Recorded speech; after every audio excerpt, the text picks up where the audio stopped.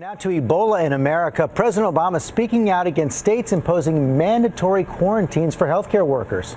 Because if we do, then we're just putting another barrier on somebody who's already doing really important work on our behalf. One of those workers, nurse Kaci Hickox, at the center of this battle, first kept in isolation in New Jersey after returning from Africa. She's now back in her home state of Maine, and she joins us now by Skype, along with her lawyer here in the studio, Stephen Hyman. Thank you both for joining us. And Kaci, let me begin with you first. How are you feeling? I know your last contact with an Ebola patient was back in October 21st.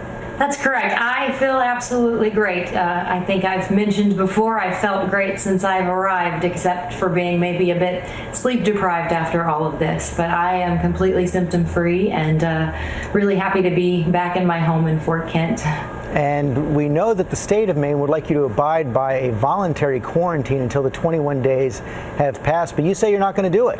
You know, I remain really concerned by these mandatory quarantine policies from aid workers. I think we're just only adding to stigmatization that, again, is not based on science or evidence.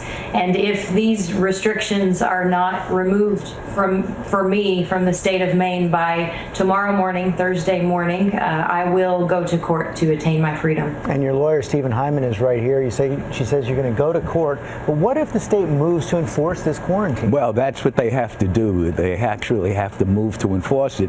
And the standard is, does Kaci have an infectious disease or agent? Is she harboring an infection? The answer is no. Medically, there is no basis to quarantine Kaci at this point in time.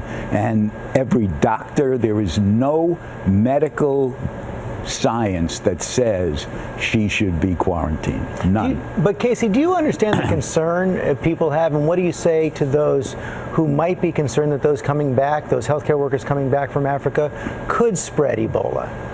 You know, I don't understand. I think we really have to stick to the facts and the science. I haven't seen any science that says this is a huge risk, and I have seen science that says self-monitoring works. And self-monitoring is a humane, understandable, prudent solution.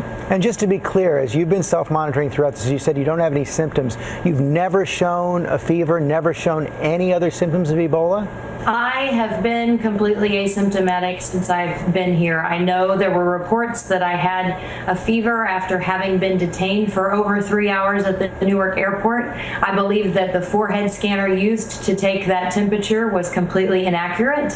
I didn't take any anti-fever medicines while at the airport, and when I arrived in the isolation facility, they took my temperature by an oral thermometer, and it was completely normal. Would you go back and serve in Africa again? Absolutely. I, in fact, plan on doing so. Okay, Kaci Hickox, Stephen Hyman, thanks very much for your time this morning.